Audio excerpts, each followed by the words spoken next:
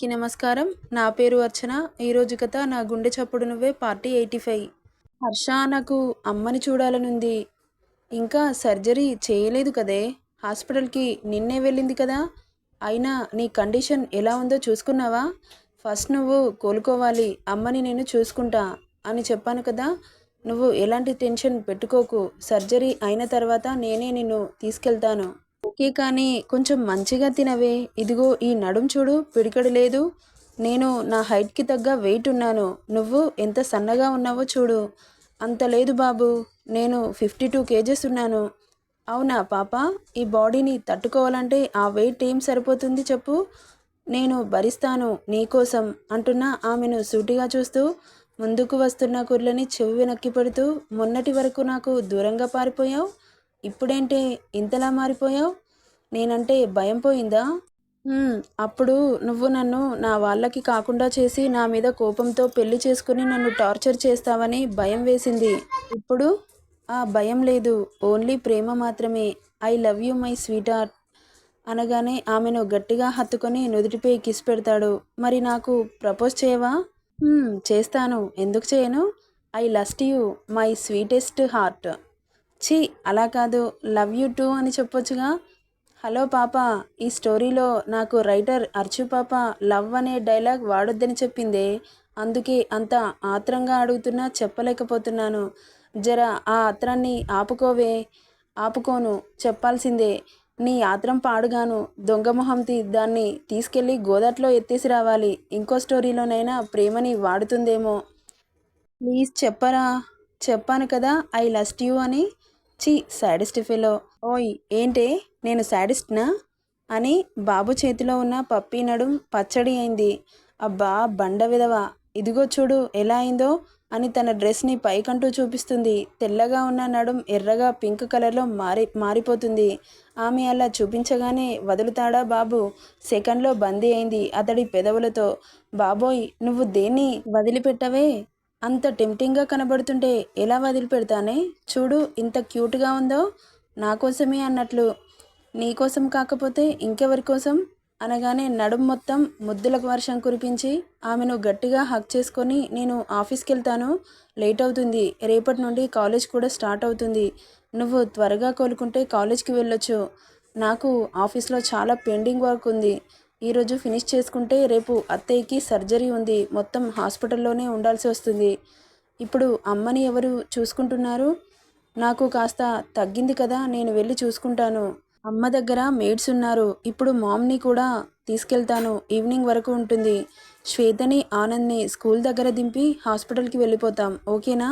నువ్వు నీ హెల్త్ని బాగా చూసుకో. తర్వాత అమ్మని చూసుకుందువు. ఓకే? ఓకే మై డియర్ రాజా. రాజా ఎవరే? ఇప్పటి నుండి అలాగే పిలుస్తాను. బావుందా?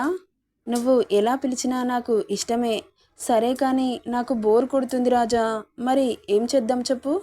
నీతో పాటు తీసుకెళ్ళరాదు? నాకు తెలిసే నీ ప్లాన్ ఏంటో. అమ్మని చూడాలని ఇన్ని వేషాలు వేస్తున్నావు కదా. అదేం కాదు, అమ్మను నువ్వు చూసుకుంటున్నావు కదా. నిజంగా బోర్ కొడుతుంది నాకు. అయితే ఒక పని చేయండి, నిత్యని పంపిస్తాను, చెస్ ఆడుకోండి. లేదు, నేనే కిందకి వెళ్తాను. మెట్లు దిగకూడదు కదా. ఏం కాదు, మెల్లగా దిగుతాను. నేను నిత్యని పంపిస్తాను. బయట గార్డెన్లో కాసేపు గడపండి. నిన్ను తీసుకెళ్ళనా? పద అంటూ అంజుని పట్టుకొని మెల్లగా మెట్లు దింపి, ఇక నేను వెళ్ళనా?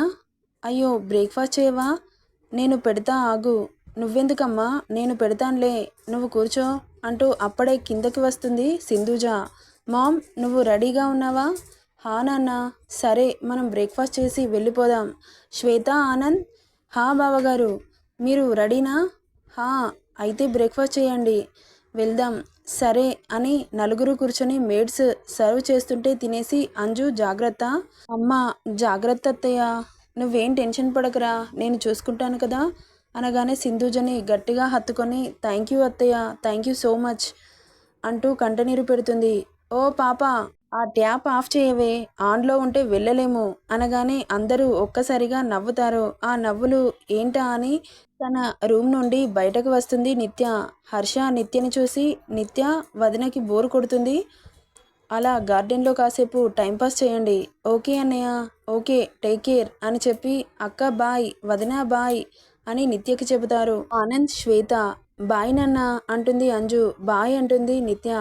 అక్కడి నుండి వెళ్ళిపోతారు. ఇల్లంతా కలకలలాడుతుంటే సింధుజకి చాలా హ్యాపీగా ఉంటుంది. వాళ్ళని అలా చూసి చిన్నగా నవ్వుకుంటూ కార్ దగ్గరికి వెళ్ళిపోతారు.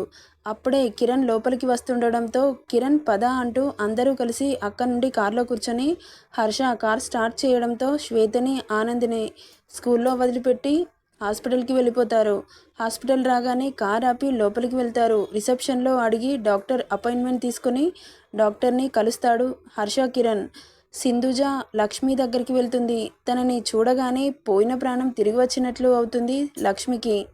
వదిన గారు ఇప్పుడే వచ్చారా అంటుంది చిన్నగా. అవును వదిన, ఎలా ఉంది అడుగుతుంది.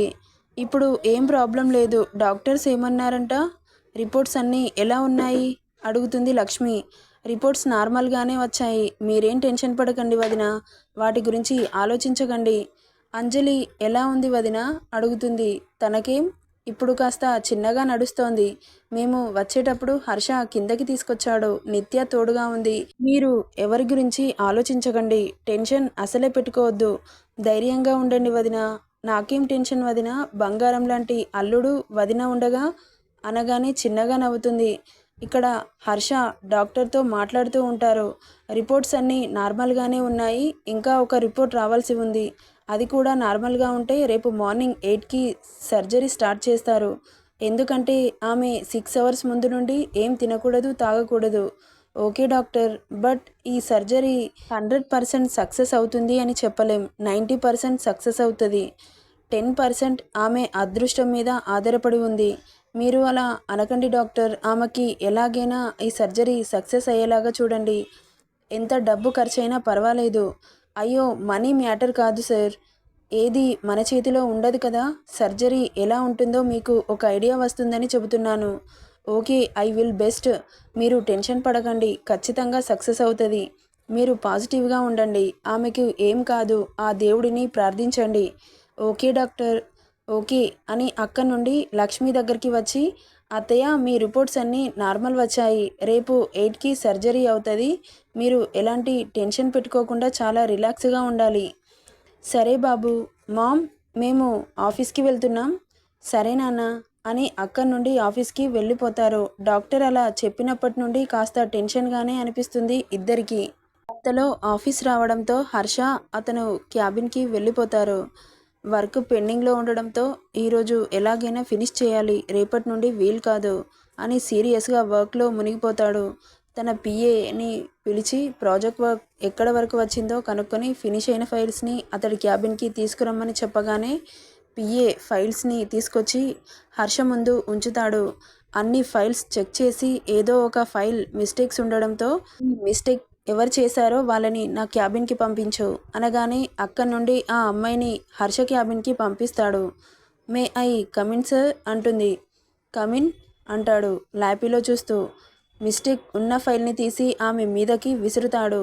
ఏంటిది అని కళ్ళెగరేస్తాడు. ఏమైంది సార్ అడుగుతుంది ఇన్నోసెంట్ ఫేస్ పెట్టి. నేను మొన్నే ఒక అమ్మాయికి రిజిగ్నేషన్ లెటర్ ఇచ్చి పంపించేశాను, అయినా కూడా మిస్టేక్స్ చేస్తున్నారా? అంటే నా మీద భయం లేదన్నట్లు. ఇక్కడికి వర్క్ చేయడానికి వస్తున్నారా లేక ప్రేమాయణం నడిపించడానికి వస్తున్నారా అనగానే షాక్ అవుతుంది. సార్కి ఎలా తెలిసింది అని.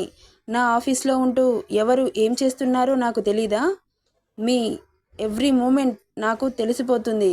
ఇది కనుక ఇంకొకసారి రిపీట్ అయిందనుకో, ఆ అమ్మాయికి వచ్చిన లెటర్ నీకు వస్తుంది. పో ఇక్కడి నుండి. ఒళ్ళు కాస్త దగ్గర పెట్టుకొని పనిచేయండి. నేను ఒకేసారి చెబుతాను, రిపీటెడ్గా చెప్పించుకోవాలని చూశారో ఈ ఆఫీస్లో మీకు జాబ్ ఉండదు అని కసరగానే పాప భయపడిపోయి అక్కడి నుండి పారిపోతుంది. అంతలో ఆఫీస్ కాల్ రావడంతో కాల్ లిఫ్ట్ చేసి, చెప్పండి జెస్సీ. సార్ మీకోసం లాయర్ గారు వచ్చారు. ఓకే, సెండ్ హిమ్ అనగానే ఓకే సార్. అంతలో లాయర్ లోపలికి రావడంతో రండి లాయర్ గారు కూర్చోండి అంటాడు. అతడు వచ్చి కూర్చోగానే, చెప్పండి హర్ష గారు, ఈ డాక్యుమెంట్లో మీ మదర్ సైన్ కావాలి. ఓకే, ఇప్పుడే కావాలా, కొంచెం టైం తీసుకోవచ్చా? మీరు ఎంత త్వరగా ఇందులో సైన్ చేస్తే డాక్యుమెంట్స్ అంత త్వరగా వస్తాయి.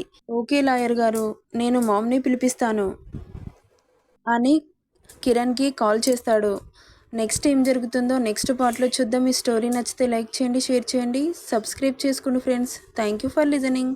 ప్లీజ్ ఈ స్టోరీ ఎలా ఉందో కామెంట్ చేయండి ఫ్రెండ్స్.